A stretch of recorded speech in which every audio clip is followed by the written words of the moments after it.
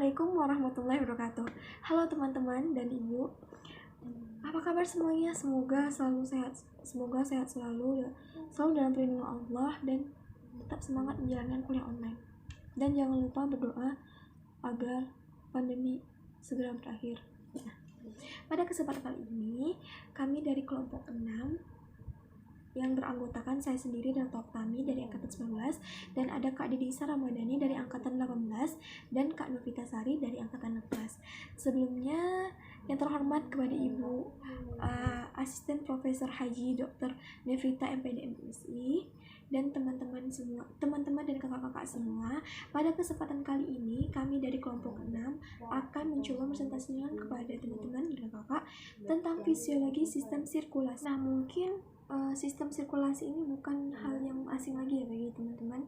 Nah, jadi sebelum membahas tentang sistem sirkulasi vertebrata dan avertebrata, saya akan bahas terlebih dahulu apa sih sistem sirkulasi.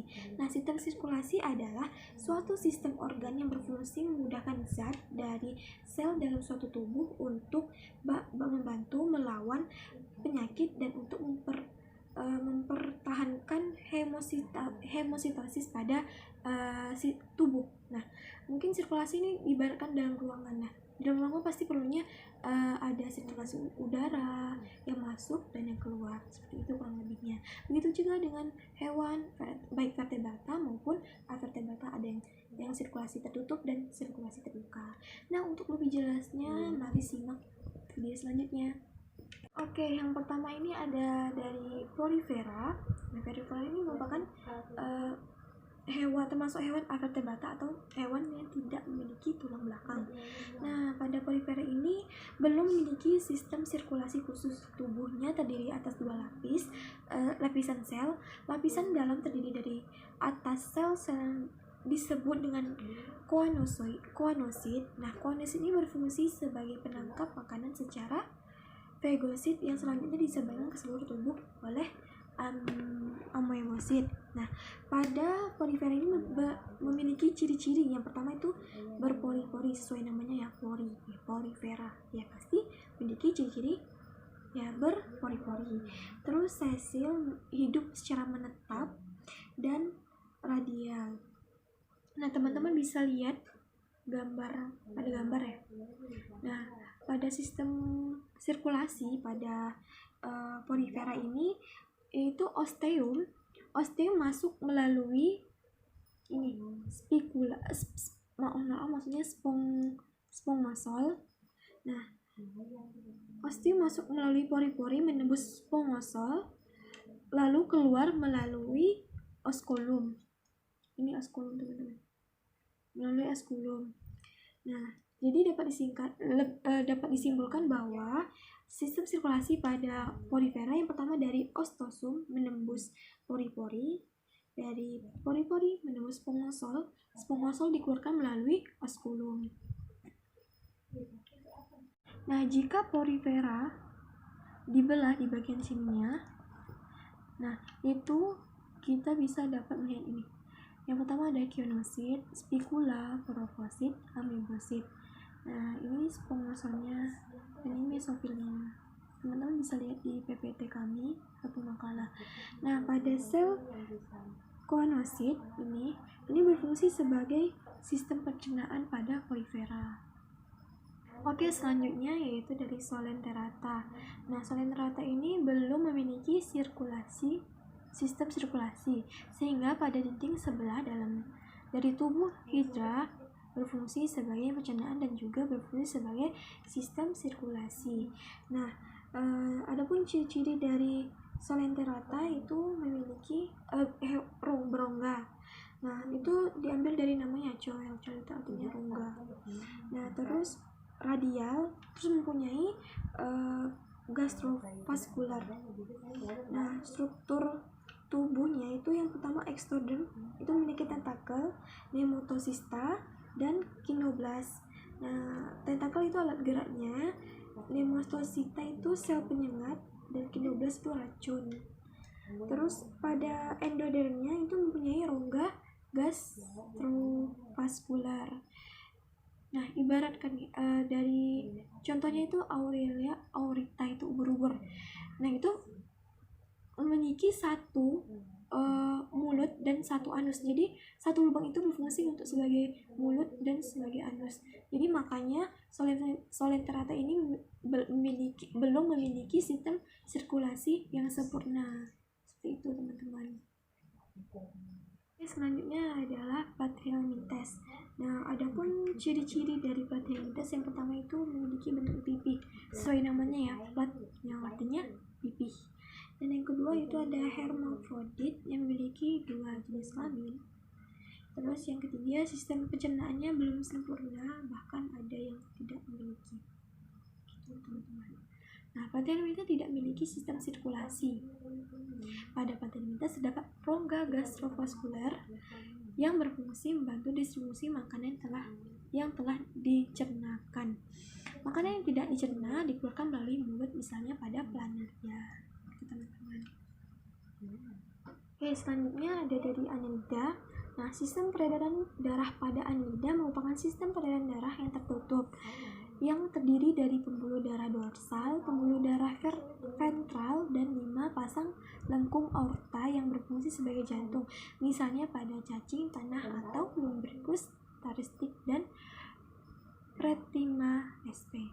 Nah, pada Annelida ini lebih sempurna daripada Porifera, terus Solenterata maupun Platyrhynaminthes, karena pada Annelida ini memiliki ciri-ciri memiliki bersegmen atau matemari. Yang kedua ada sudah bersirkulasi. Nah, pada arah aliran darah dari Annelida, yang pertama dari lengkung aorta, pembuluh vertebral, kapiler atau seluruh jaringan tubuh, pembuluh dorsal, lanjut lengkung aorta atau pembuluh jantung. Mungkin itu saja dari saya. Terima kasih. Wassalamualaikum. Baiklah, selanjutnya saya akan melanjutkan penjelasan mengenai sistem sirkulasi pada hewan avertebrata, yaitu yang kelima ada moluska.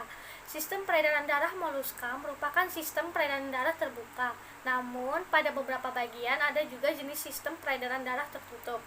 Jantung pada hewan ini sudah terdapat atrium dan vertikal bilik, serta terdapat pembuluh darah vena dan arteri, misalnya pada kelas gastropoda. Di sini ada gambar sirkulasi moluska, teman-teman bisa lihat pada PPT yang sudah kami bagikan. Selanjutnya ada arthropoda. Sistem peredaran darah arthropoda merupakan sistem peredaran darah terbuka. Darah tidak mengandung hemoglobin melainkan hemosianin. Jantung disebut jantung pembuluh. Darah dan cairan tumbuh serangga disebut hemolimfa.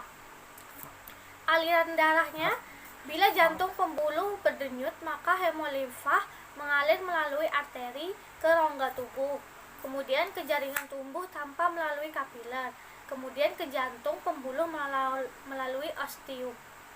Di sini juga ada gambar sirkulasi arthropoda, teman-teman bisa lihat di PPT. Kemudian sistem sirkulasi pada vertebrata. Yang pertama pada Pisces. Jantung ikan terdiri 2 ruang, yaitu meliputi 1 arterium serambi dan 1 vertikal bilik. Yang kedua itu sinus venosus, yang menerima darah dari vena cardinalis anterior dan cardinalis posterior. Di sampingnya juga terdapat gambar sirkulasi teman-teman di PPT yang sudah kami bagikan. Selanjutnya, yang kedua itu ada amfibi. Jantung katak terdiri dari 3 ruang, yaitu 2 arterium dan 1 vertikal. Sinus venosusnya itu menampung darah dari pembuluh besar yang akan ke atrium kanan. Arah aliran darahnya, darah yang kaya oksigen O2 dari paru-paru dan kulit masuk ke atrium kiri. Darah yang kurang O2 masuk ke atrium kanan dengan perantara si venosus. Dari atrium darah masuk ke vertikal sehingga terjadi pencampuran darah yang terdapat banyak O2 dan darah yang kurang O2-nya. Dari vertikal, darah yang kaya atau yang banyak O2-nya itu dipompa ke jaringan tubuh, dan pada saat darah yang kurang O2 dialirkan ke paru-paru ke kulit untuk memperoleh O2. Baik, selanjutnya saya akan menjelaskan sistem sirkulasi pada vertebrata yang ketiga, yaitu ada reptilia. Jantung reptilia terbagi menjadi 4 ruang, yaitu 2 atrium dan 2 ventrikel, 1 atrium dexter atau serambi kanan dan 1 atrium sinister atau serambi kiri. 2 ventrikel yaitu 1 ventrikel dexter bilik kanan dan 1 ventrikel sinister bilik kiri. Sekat di antara ventrikel kiri dan ventrikel kanan belum sempurna.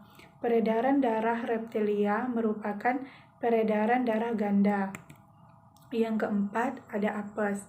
Jantung apes terbagi menjadi 4 ruang, yaitu 2 atrium dan 2 ventrikel, 1 atrium dexter serambi kanan dan 1 atrium sinister serambi kiri. 2 ventrikel yaitu 1 ventrikel dexter bilik kanan dan 1 ventrikel sinister bilik kiri.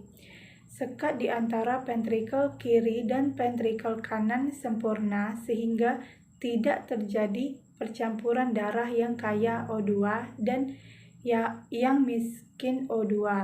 Peredaran darah apes merupakan peredaran darah ganda. Yang terakhir ada mamalia.